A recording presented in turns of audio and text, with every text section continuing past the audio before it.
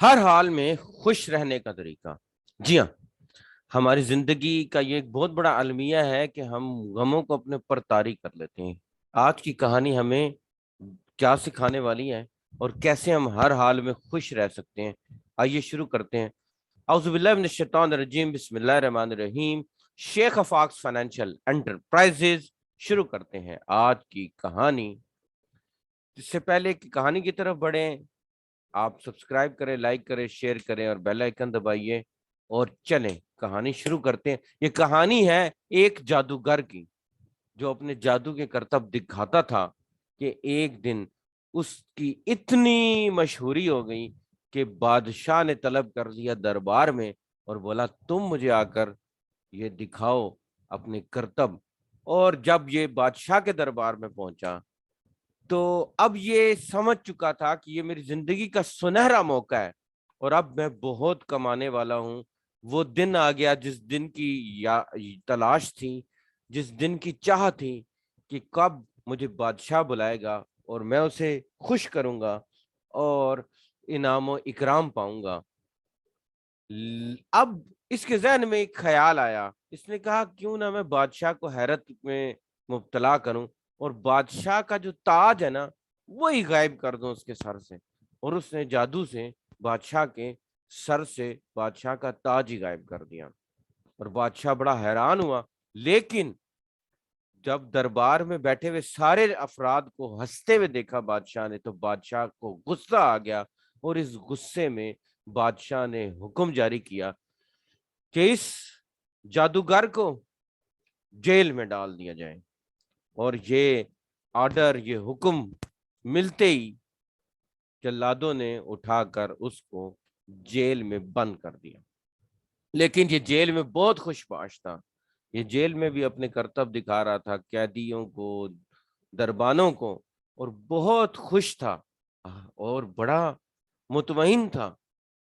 اب کیا ہوا، اس کی بیوی بھی ملنے کے لیے آئی۔ جب بیگم ملنے کے لیے آئی تو ہزاروں قطار رونے لگی اور یہ جناب خوش باش، اسے کو پرواہ ہی نہیں۔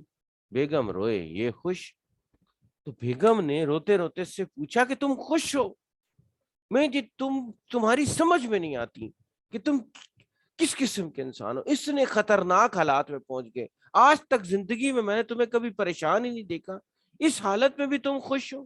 تو اس نے جواب دیا کہ میں خوش کیوں نہ ہوں، اس لیے کہ مجھے بالکل بھی نہیں معلوم کہ میرے ساتھ کچھ برا ہونے والا ہے۔ اگر میں اس حالت میں ہوں تو اٹ مینز، اس کا مطلب ہے کہ یہ حالت میرے لیے بہتر ہے، میں کبھی اداسی کو کیوں آنے دوں۔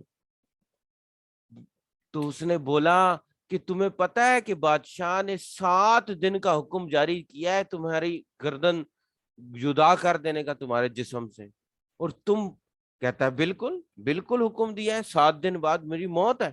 لیکن مجھے کس طریقے سے میں یہ یقینی کہہ سکتا ہوں کہ 7 دن بعد میری موت ہو جائے گی، جبکہ موت اور حیات کا مالک تو میرا الپروردگار ہے۔ مجھے کیا پتا ہے کہ بادشاہ حکم جاری کرے اور میرے کو 7 دن بعد چھوڑ دے، میں رونا شروع کر دوں۔ تم بھی اپنے آنسوؤں کو پہنچ لو، مطمئن ہو جاؤ، کچھ بھی برا نہیں ہونے والا انشاءاللہ، اور خوش رہو، گھر جاؤ، انجوائے کرو، میں بھی اس میں مست ہوں، مزے میں ہوں، کوئی مسئلہ نہیں ہے مجھے۔ اچھا، 7 دن بعد بادشاہ آیا ملنے جیل میں ملنے آیا، کیونکہ وہ دن تھا اس کی موت کا، اس کے سر کو قلم ہونا تھا۔ تو بادشاہ نے جب اپنے قدم رکھے اس کی قید کے خانے کے سامنے، تو جناب بادشاہ کو دیکھ کے اس کے ذہن میں ایک ترکیب سوجی، قدرتی اس کے ذہن میں آئی، اور اس نے زاروں قطار رونا شروع کر دیا، برا طریقے سے روئے جائے روئے جائے روئے جائے۔ تو بادشاہ نے کہا کیا وجہ ہے کہ تم رو رہے ہو، اتنا زیادہ خوفزدہ ہو اپنی موت سے؟ تمہارے رونے سے میں اپنا فیصلہ بدلنے والا نہیں ہوں، تم نے میری گستاخی کی ہے، میں تمہاری گردن آج جدا ہوگی۔ اس نے کہا بادشاہ سلامت، میں اس لیے نہیں رو رہا، موت سے کس نے بولا میں رو رہا ہوں؟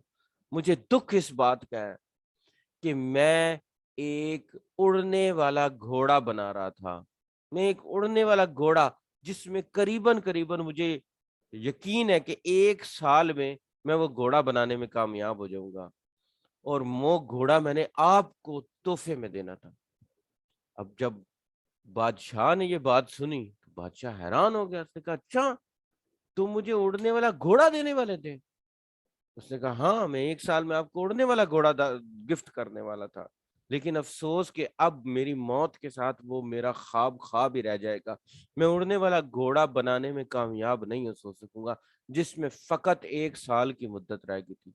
بادشاہ نے جناب فوراً حکم جاری کیا کہ اس کو آزاد کر دیا جائے اور 1 سال کے لیے اسے چھوڑ دیا جائے، کیونکہ بادشاہ نے کہا کہ میرے پاس اڑنے والا گھوڑا ہوگا، میرا دبدبا ہوگا، روب ہوگا، تو اس نے اس کو چھوڑ دیا۔ اب جناب یہ آیا گھر، اور گھر آیا تو بیگم خوش باش، چہرے پہ مسکراہٹ۔ بیگم نے بولا تم چھٹ گیا؟ اس نے کہا ہاں چھٹ گیا۔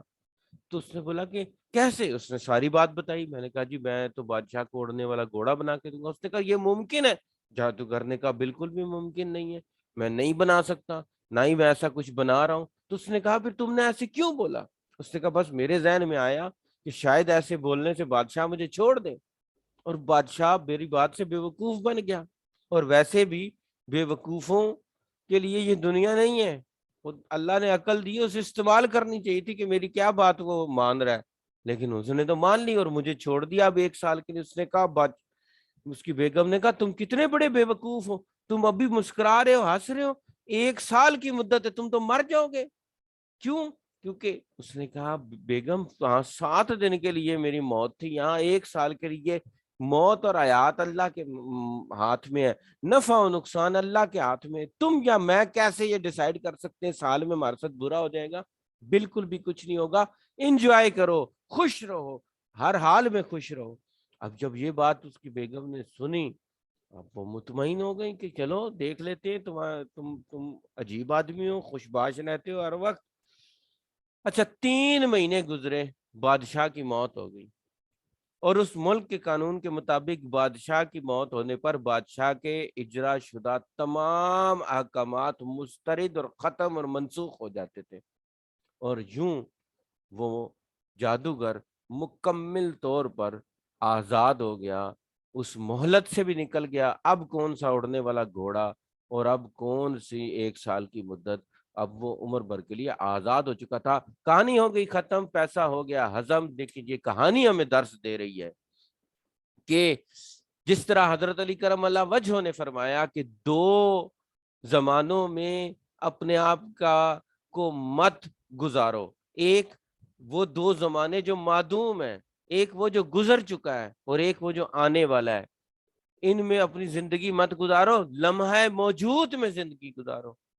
تو بس یہی بات ہے کہ ہم اب اور اپنی زندگی میں آنے والی فکروں پہ جو ہے بلا وجہ فکر مند نہ ہو، گزشتہ برے دنوں پر سوچ سوچ کے اسے دکھی نہ ہو، لمحہ موجود میں جئیں، اور نفع و نقصان اور ہر قسم کی چیزوں کا مالک خدا کو مانیں، اس پر بھروسہ رکھیں، یقین کریں جو خدا پر توکل کرتا ہے خدا اسے خوش کر دیتا ہے۔ اللہ تعالیٰ سے دعا گو ہوں کہ پروردگار عالم مجھے اور آپ کو ہر حال میں خوش رہنے کی توفیق دے، اور ہمارے زبان پر ہمیشہ یہ کلمہ جاری ہو، الحمدللہ علی کل حال۔ آخر میں یہی کہوں گا، پاکستان کی خوشحالی میں کردار ادا کریں، خود کو خوشحال کر لیں، پاکستان خوشحال ہو جائے گا۔ پاکستان زندہ باد۔